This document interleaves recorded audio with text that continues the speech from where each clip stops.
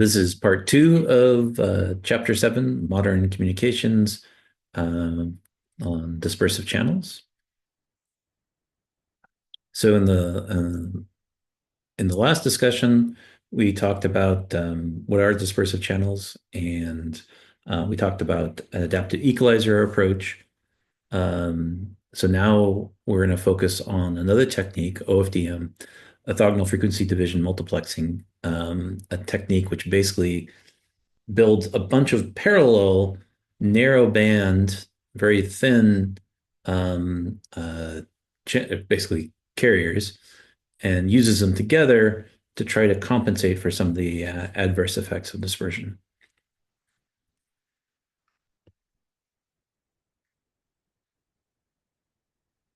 All right. So once again, from our from thinking about our transmit and receive chains, we're basically going to do a sort of strange modulation where we're going to build a bunch of little mini communication links sort of and pack them together in frequency. So we consider the approach that we were using before a single carrier approach. And so now this is going to be a multi-carrier approach.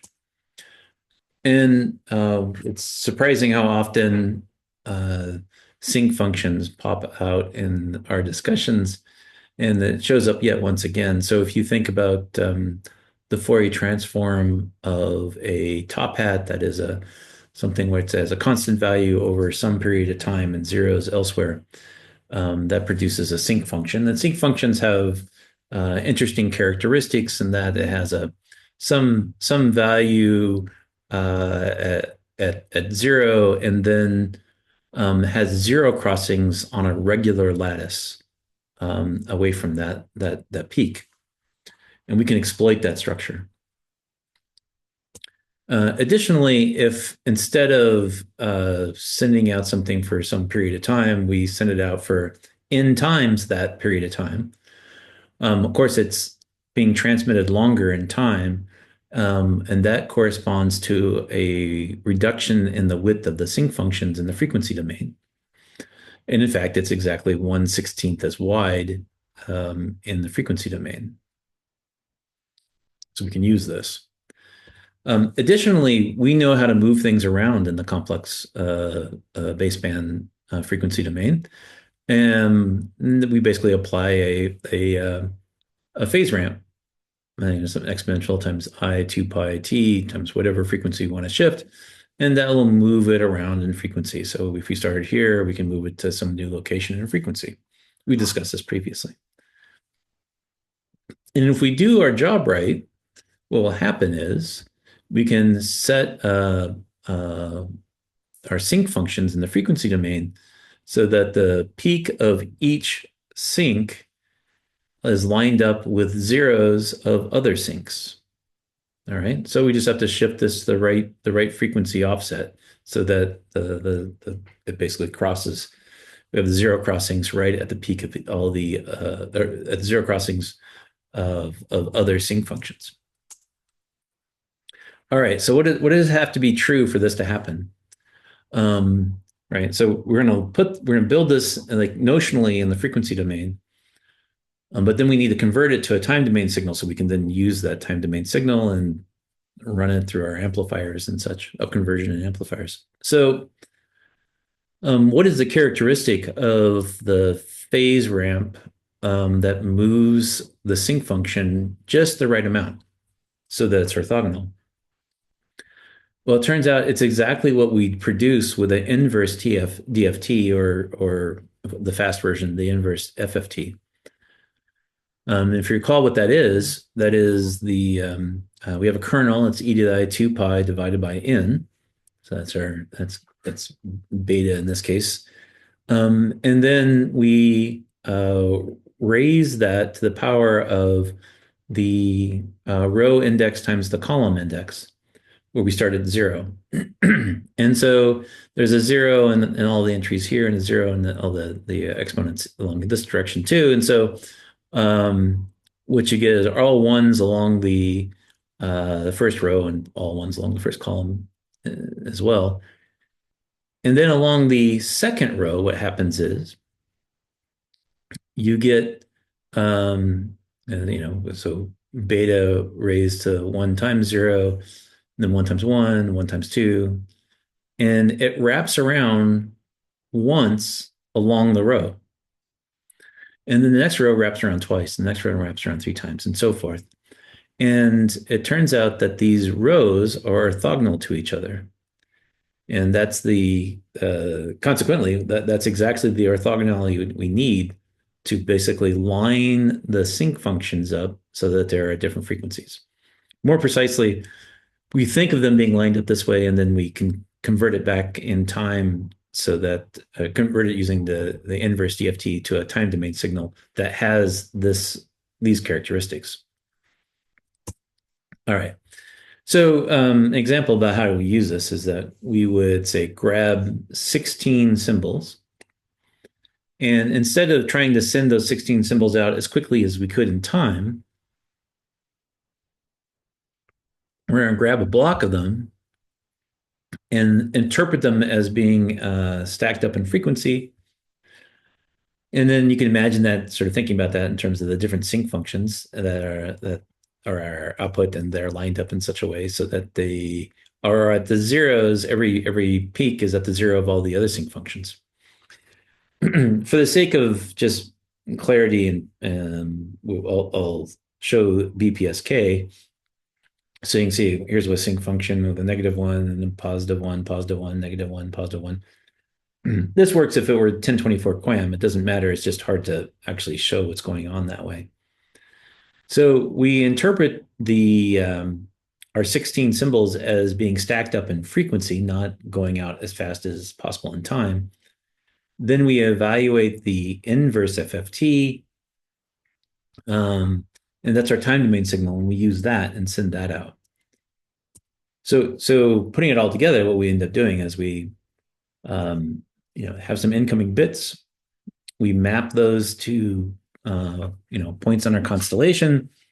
But instead of interpreting this as going out as fast as possible in time, we grab a block of them. All right.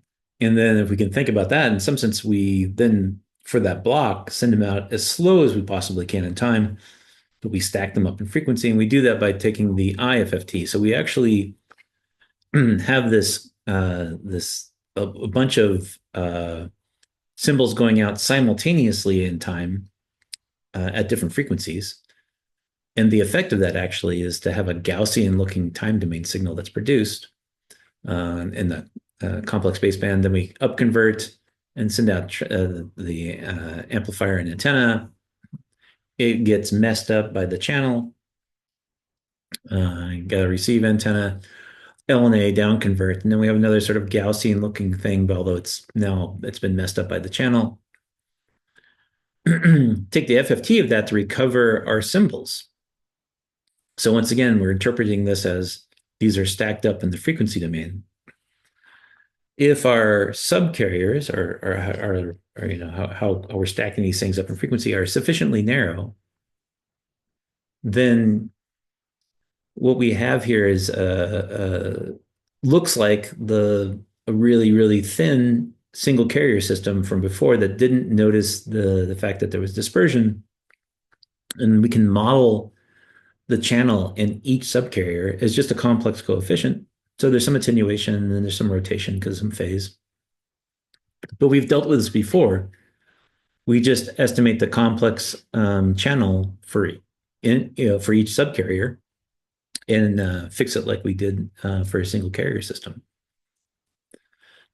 So how many subcarriers are a sufficient number? Two ways to think about this. You think about this in the frequency domain or the time domain. So just sort of at a heuristic level, we want a complex coefficient for a particular subcarrier to be a good model. So if the channel's moving around on us and as a function of frequency, and our subcarriers are sufficiently narrow, then a straight sort of flat fading model over the subcarrier, just in that subcarrier, is a good model. On the other hand, if our subcarriers are kind of wide, then we might think that we can actually see it changing over the course of the subcarrier, and maybe it's not so great of a model. We can think about this in the time domain as well. Each time we send out a new OFDM symbol, it gets involved with the channel. And if the OFDM symbol is small or short compared to the fluctuation in the channel impulse response, then what happens happening is it's always changing as a function of time. It's just like the whole time it's just sitting there ringing. But if the OFDM symbol is really long in time, then it gets convolved with the channel, but then it just sort of settles down. So yeah, there's a little bit of wiggling at the beginning, but then it's mostly settled down. So if the duration of the OFDM symbol in time is relatively long compared to the delay spread of the channel impulse response, then our model is going to be a good model, and that we can well approximate the channel within each subcarrier as just a complex attenuation.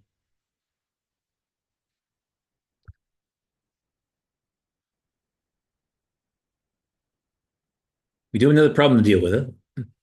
Because of the delay spread, remember what's going to happen in the receiver. We're going to grab some data, and we're going to grab the amount of data, which is the length of the OFDM symbol. But some of the energy arrives early, some of the energy arrives early, and some of it drags off the edge. And so there is no right time to actually grab the data. You can grab the early arrival, but the late arrivals will fall off the edge. So somebody's going to be unhappy. And the result of that is that you imagine there's part of the energy that you dropped. Say you grabbed 75% of it, because 25% just fell off the edge. So the well the subcarrier spacing was set by what was transmitted. The width of the sinc function is determined by what's the length of time of the data that you grabbed, and you grabbed the wrong part to some extent, and so the sinc widens. So now you have this problem where you had designed everything so they had this beautiful orthogonality, which is that peak of every sinc was at the zeros of all other sincs. But now, because you sort of grabbed the wrong part of it, the sincs have widened. And so now you have inter-subcarrier interference. So the red curve is example is one that suddenly got wider. And so now there's interference between subcarriers. Turns out there's an easy fix. If you grab some of the OFDM symbols, this is the time domain OFDM symbol, grab a piece of the end of it and just copy and paste it to the start, which sounds ridiculous. What happens is the delay of the thing falling off the edge is actually now also copied in the beginning. And so you actually have a full version of the symbol, right? Stuff that fell off the edge is now at the beginning. And so you get the channel convolved with the stuff at the edge. And so now there's all of it's represented. And it doesn't feel right somehow, but it turns out it's exploiting a characteristic. So if you do a cyclic permutation in time and take the FFT of it, you get the same result up to a phase ramp across the output of the FFT. So that might seem problematic because a phase ramp doesn't sound good. It means that all my symbols are being shifted in phase as a function of frequency. But the truth is I never knew what the phase was to begin with. As a consequence, I was going to have to estimate it, and now I still have to estimate it. But we have then solved the width problem, and this is now gets fixed, and so we've mitigated that misalignment effect. All right. So we have solved a bunch of these problems. We've built OFDM symbols. We have figured out how to construct it. We made them long enough. We solved another problem using a cyclic prefix. we know sort of how long the OFDM symbols have to be, or related, same thing as we know how many subcarriers we need for a given bandwidth.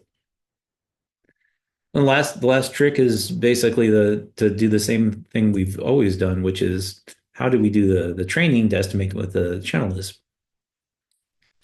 Now, for the single carrier system, we just have a bunch of training symbols and then data, and so we use the training symbols to estimate what the channel coefficient is. Um, in OFDM, what we typically do, not universally, there's lots of different tech approaches, but often what we do is we have some training symbols that are interspersed in frequency. And so where we have a training symbol, we can estimate what the complex coefficient is, and then we can interpolate across the subcarriers where there's data. And so in an OFDM symbol, we'll have multiple training symbols, but they're sparsely sampling the subcarriers, and then we interpolate across, and then we can get estimates of what the right complex attenuation is. So you might do that a whole bunch like this. There are other approaches to do rotating training. So you have training, and then you shift and shift and shift. Either approach works. They each have their advantages and disadvantages. Um, so within a subcarrier where we're estimating this, we can use the exact same estimator that we talked about before for single carrier systems in flat fading environments where we have this form, looks like this least squares estimator of the complex attenuation for the baseband signal. And we just added we added the subscript f, where the f corresponds to which frequency, which subcarrier we're talking about. But this is the exact same equations that we talked about before, so it's actually no different. So we added the subscript f. And then once we have that, we can then interpolate. So we have these estimates of different subcarriers, and we can interpolate our complex coefficients for different subcarriers as we go across. And we can use that to as our estimate. So that's orthogonal frequency division multiplexing technique for compensating for dispersive channels.